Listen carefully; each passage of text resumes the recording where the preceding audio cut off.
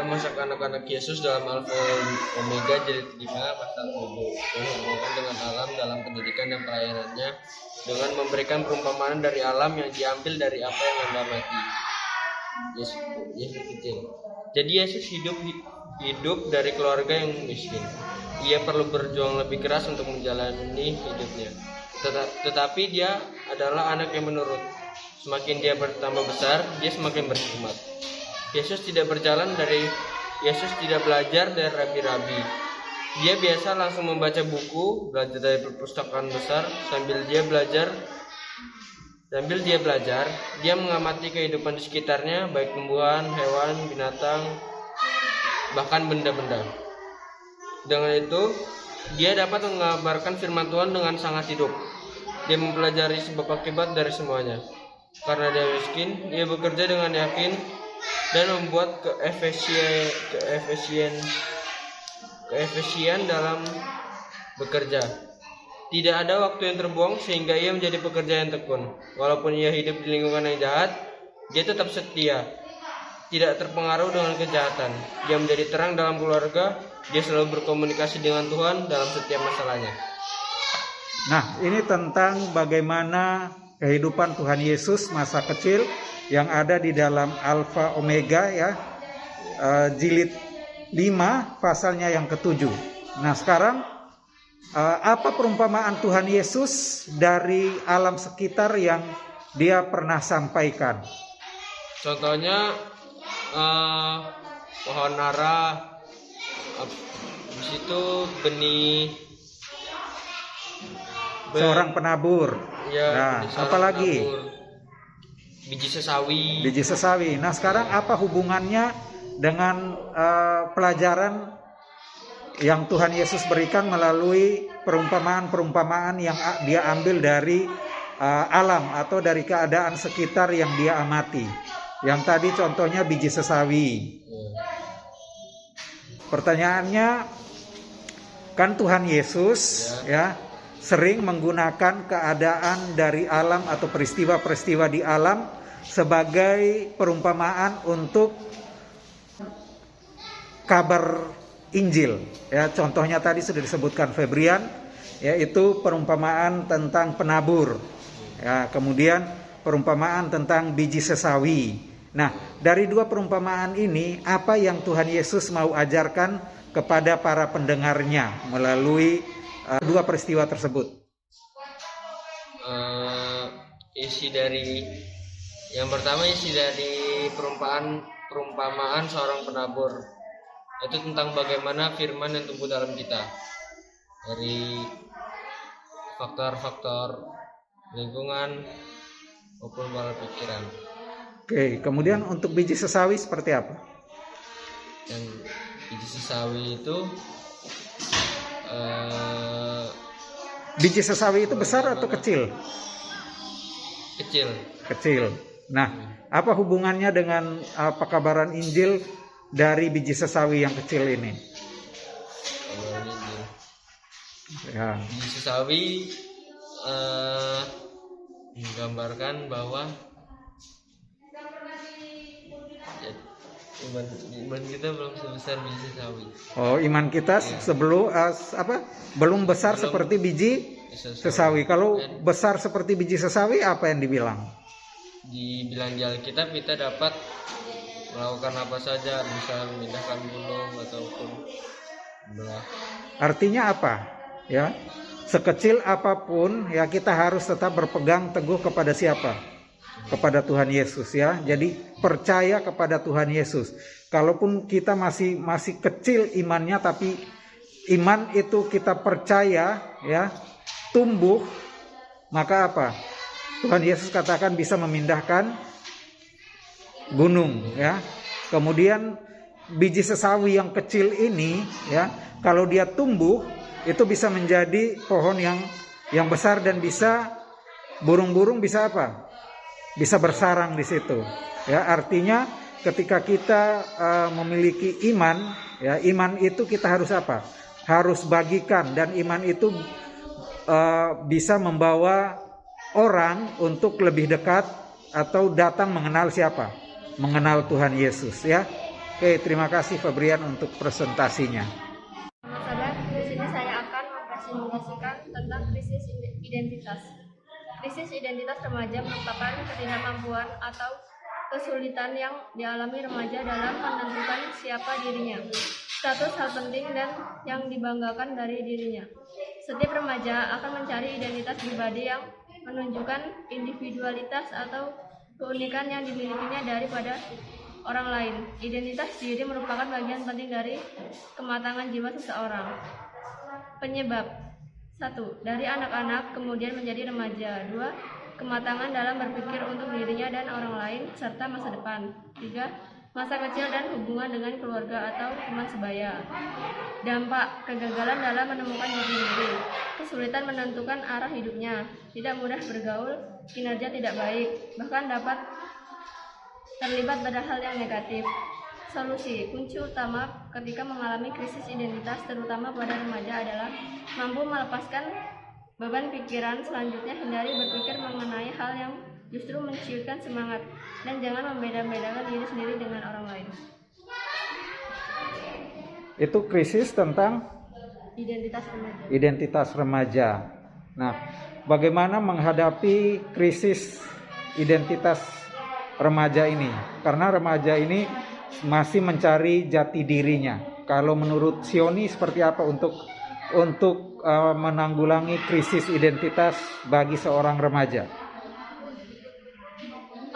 Seperti tidak usah memikirkan lingkungan yang terlalu berbeda dengan dirinya. Seperti orang lain terlalu bergaya dengan diri kita seadanya saja. Oke, berarti menjadi diri sendiri ya, jangan mengikuti apa yang ada di sekitar kita, artinya pengaruh yang tidak baik ya. Tetapi kalau pengaruh yang baik yang membawa kita kepada identitas kita untuk lebih mengenali Yesus, itu tidak apa-apa ya. Oke. Contoh-contoh di dalam krisis identitas dari seorang remaja itu seperti apa? Contoh krisis dari identitas: Ya, contoh krisis identitas itu seperti apa? tidak mudah bergaul, Ya. Terus apa lagi? Ada lagi? kesulitan untuk menentukan arah hidupnya. Nah, ini adalah krisis identitas, itu adalah pengertian yang sederhananya adalah kesulitan untuk menentukan arah hidupnya. Jadi dia tidak tahu apa yang akan dia capai ya di masa depan nanti. Ya, dia belum tahu. Jadi dia masih mencari-cari dan gampang terpengaruh. Kalau remaja yang dalam posisi krisis identitas, dia akan gampang terpengaruh. Ya, terpengaruh oleh teman atau siapa saja karena dia masih mencari jati dirinya. Nah, untuk menanggulangi ini itulah kenapa pentingnya di gereja kita itu adanya Club Pathfinder ya, sehingga anak-anak remaja ya yang berumur dari 13 ya sampai dengan 15 atau 16 tahun ya, itu dibekali dengan beberapa keterampilan ya yang kita pelajari di Pathfinder Club ya. Salah satunya apa yang kita diskusikan, bagaimana mengatasi krisis identitas dari seorang remaja. Oke, terima kasih Sioni untuk presentasinya. Saya akan mempresentasikan tentang pornografi di lingkungan pendidikan. Di dalam Undang-Undang Nomor 44 Tahun 2008, artis pornografi adalah foto, gambar, bergerak, animasi kartun, percakapan, gerak tubuh, atau bentuk pesan lainnya melalui berbagai bentuk media komunikasi dan atau pertunjukan di muka umum yang memuat kecabulan atau eksploitasi seksual yang melanggar norma kesusilaan dalam masyarakat. Penyebaran pornografi saat ini sangat tinggi dan cepat melalui gadget yang terkoneksi melalui internet, di mana gadget itu pun sudah menjadi salah satu kebutuhan utama bagi anak-anak untuk berkembang dan mendapatkan informasi terkait pendidikan mereka. Adapun dampak langsung dari pornografi adalah ketagihan, menuntut lebih, ketidakpedulian atau menjadi tidak sensitif terhadap konten pornografi dan mengingini pelampiasan di mana dalam jangka panjang dapat berdampak terciptanya sexually active society yang ditandai dengan masyarakat yang aktif secara seksual, desakralisasi seks atau seks bukan lagi dianggap sebagai hal yang sakral. Tidak ada norma yang mengatur hubungan seksual dan banyak orang yang hidup sebagai suami istri tanpa ikatan perkawinan atau hubungan di luar nikah menjadi tidak haram. Berhubungan seks bebas menjadi hal yang biasa. Anak mempunyai hak untuk dilindungi dari informasi yang tidak layak bagi mereka.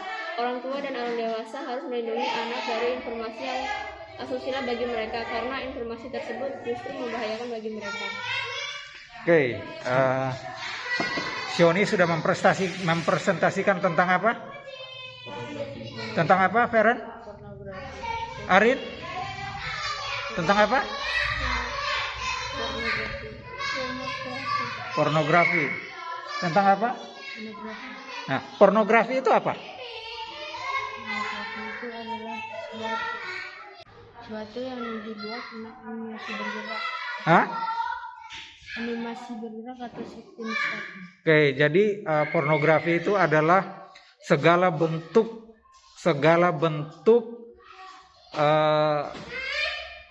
informasi, bukan cuma animasi tetapi kata-kata pun, kalimat pun yang mengandung informasi tentang pergaulan seks bebas. Itu adalah pornografi, ya.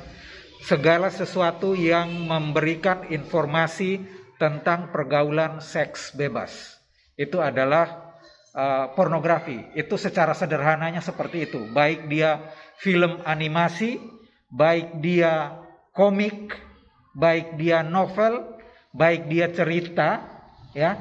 Kalau itu mengandung unsur seks, ya, yang tidak patut untuk kita dengar, untuk kita ketahui, itu adalah bentuk dari pornografi.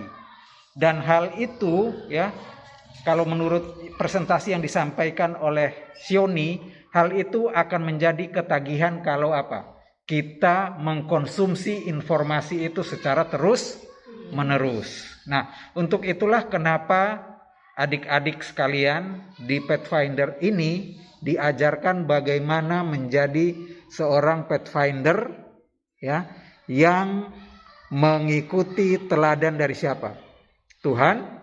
Tuhan Yesus. Seperti apa yang sudah disampaikan oleh Febrian tadi di dalam presentasinya tentang bagaimana kehidupan Tuhan Yesus di masa kanak-kanak.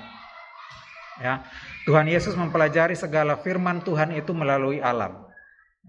Jadi kenapa sangat penting bagi kita di gereja Masehi Advent hari ke-7, ya, dengan adanya klub Adventurer, Pathfinder, ya, ini memberikan kepada kita suatu kesempatan untuk menggali lebih dalam tentang karakter siapa? Yesus. Ya, kalau kita perhatikan di buku penuntun kita, buku aktivitas kita, semua itu adalah mengajarkan kepada kita tentang meneladani hidup dari siapa? Dari Tuhan Yesus. Nah, informasi pornografi ini di masa yang modern ini sangat apa? Sangat cepat penyebarannya dan mudah diakses, ya, karena perkembangan teknologi yang begitu cepat dari gadget, ya.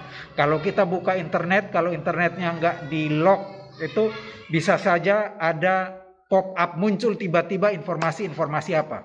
Pornografi. Kita diminta sebagai Pathfinder itu harus berhati-hati di dalam penggunaan gadget, ya, penggunaan media sosial kita, sehingga segala bentuk propaganda tentang pornografi ini kita bisa apa? Bisa hindari, ya. Karena kita sebagai anak-anak Tuhan, ya, kita harus meneladani hidup dari siapa? Daripada Tuhan Yesus. Karena seks itu adalah hal yang suci, ya, hal yang suci. Itu adalah pemberian Tuhan yang suci. Itu menjadi suci ketika kita, ya, sudah secara resmi diberkati sebagai suami dan istri, baru hal itu bisa apa? Bisa kita lakukan.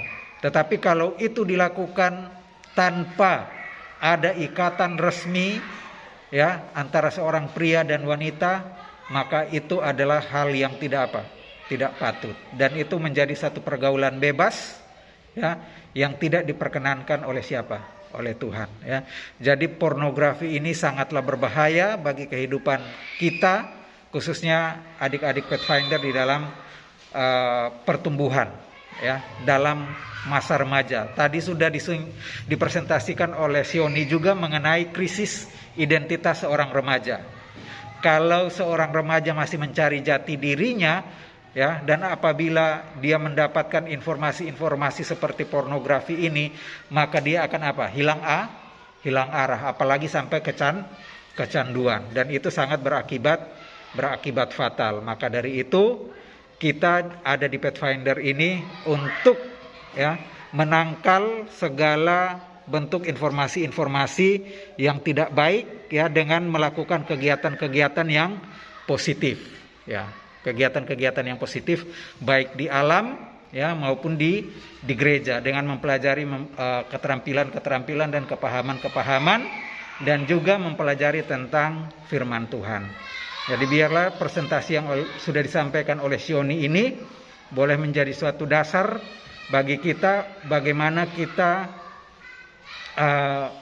menggunakan media sosial dan juga informasi-informasi yang ada di era teknologi yang sangat cepat berkembang ini ya, supaya kita tidak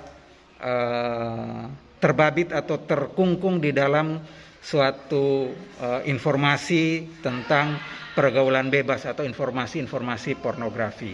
Oke, terima kasih Sioni untuk presentasinya.